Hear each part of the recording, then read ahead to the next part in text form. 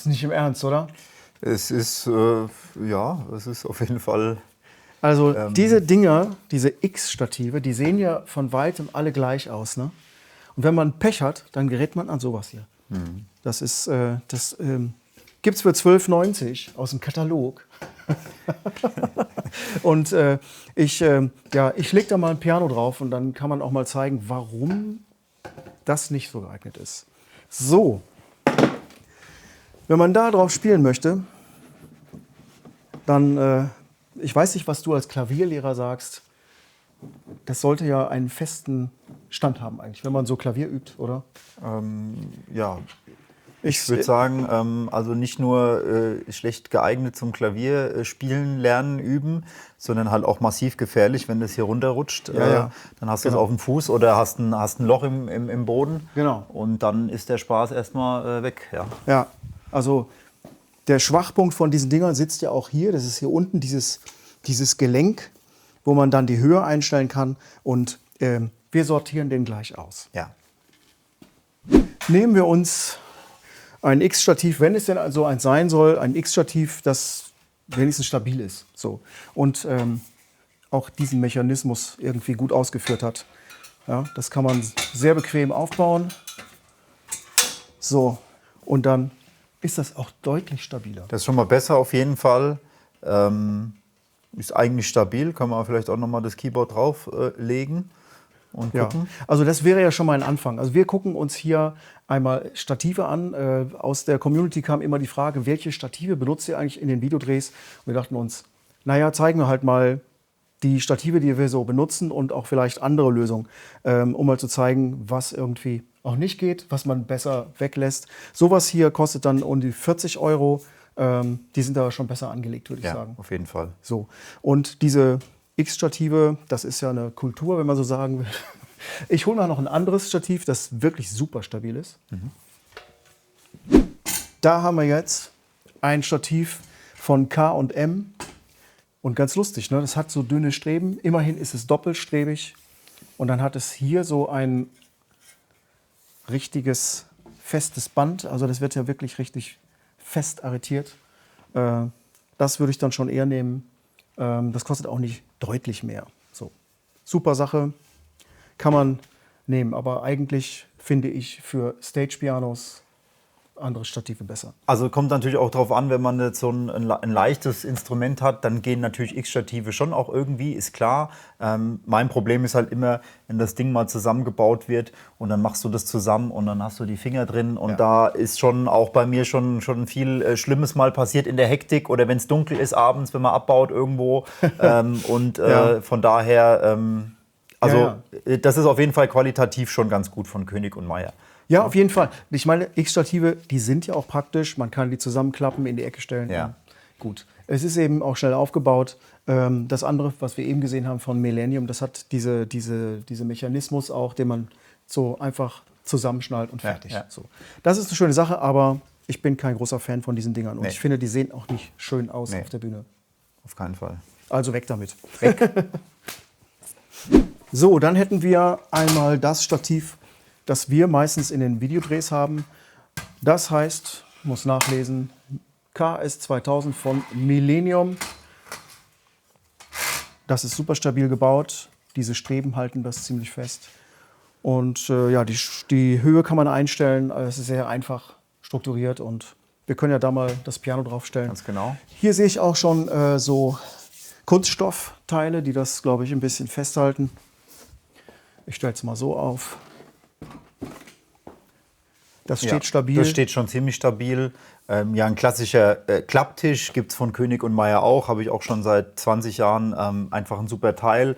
Der hier ist noch ein bisschen, würde ich sagen, ein bisschen agiler, ein bisschen leichter. Ja. Und hat aber trotzdem echt eine gute Standfestigkeit und lässt sich auch ziemlich schnell zusammenbauen. Auch, ja. Genau, man klappt einfach die Beine zusammen. Wir können das ja mal zeigen. Genau. Ist wirklich sehr einfach. So. Auch hier kann man sich böse die Finger klemmen. Man klappt diese Dinge einfach mal so ein. Und dann ist das eigentlich eine feine Sache. Man kann das noch verbreitern. Man kann dieses ausziehen hier und dann... Ja. Also das ist, finde ich, preis-leistungsmäßig mit so die Das Eine finde sehr, ich sehr schon gute Lösung. eine gute Sache. Das lassen wir mal hier liegen. Das bleibt. Und jetzt hole ich noch was anderes. Jetzt bin ich gespannt. Siehst du, Es wird immer doller. ich habe gewusst, dass ich dich damit überraschen kann. Wow, okay. Also, das nennt sich in Abgrenzung zu den X-Ständern Z-Stativ. Aha. Klar zu erkennen an der Form. Z wie Zorro. Und was mir hier gefällt, ist erstmal, dass das super stabil ist. Sieht auf jeden Fall krass aus. Also Das ist mit wenigen Handgriffen, mit diesen Schrauben ist das befestigt. Und man kann es zum Transport so zusammenklappen. Und das untere Bein genauso. Und dann kann man das finde ich ebenfalls gut. Das kommt direkt in dieser Tasche. Und da lassen sich dann alle Teile verstauen. das ist cool. Und so passt es in den Bandbus. Fertig. Also ich muss sagen, das ist schon hier unten, steht es schon extrem sicher. Und das ist natürlich eine riesen Auflagefläche am Boden. Ne? Also Ja, ist das schon, steht super fest. Ja, und das ist natürlich auch, also wirklich, sieht cool aus. Und also für richtig schwere Keyboards und sowas ist es top. Ja, finde ich auch gut.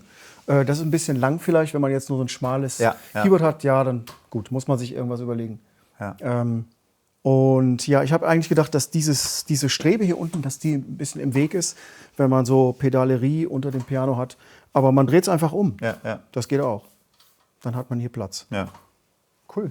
Okay, dann hätten wir noch als letztes Stativ etwas von K&M. Und ich hole das auch noch mal ins Bild.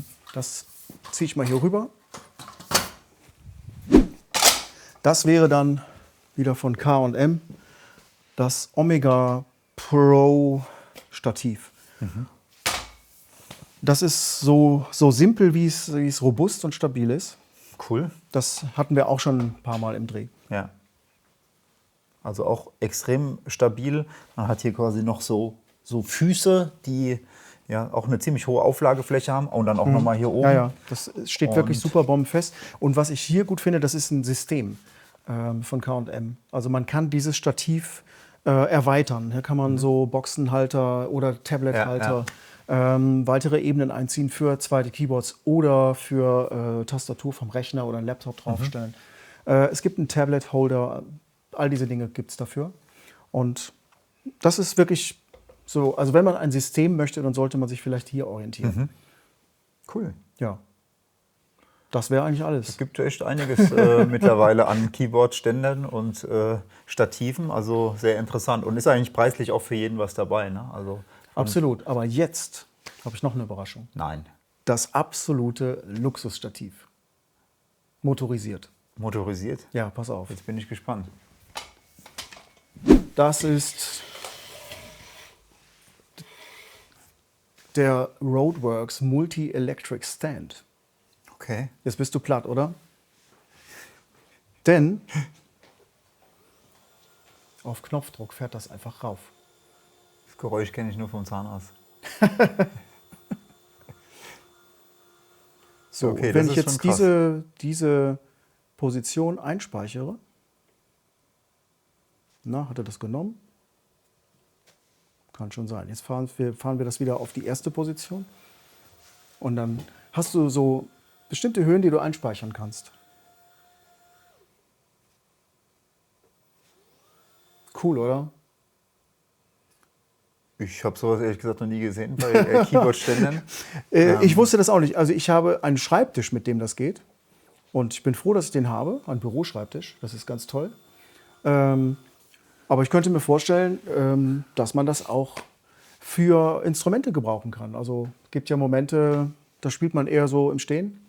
Also als Keyboarder, Ja, ja. keine Ahnung. Als Pianist sitzt man ja meistens. Ne? Und dann, ja, für den Piano-Part fährt man das eben runter. Das ist schon auf jeden Fall irgendwie krass, ja. Ja, wollen wir es mal mit Keyboard probieren? Ja, können wir gerne machen.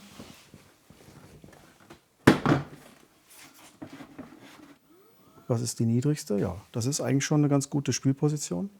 Und man kann es hochfahren. Toll, oder? Cool.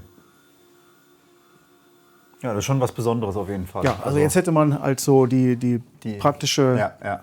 Höhe, um im Stehen zu spielen. Cool. Ich weiß gar nicht, wie hoch das geht, aber also mir würde das schon reichen. Das ist schon eine gute Höhe, ja, auf jeden Fall. Ja, also die wundersame Welt der Keyboard-Stative. Ja. Kurz mal zusammengefasst. Ich hoffe, es hat euch Spaß gemacht. Uns auf jeden Fall.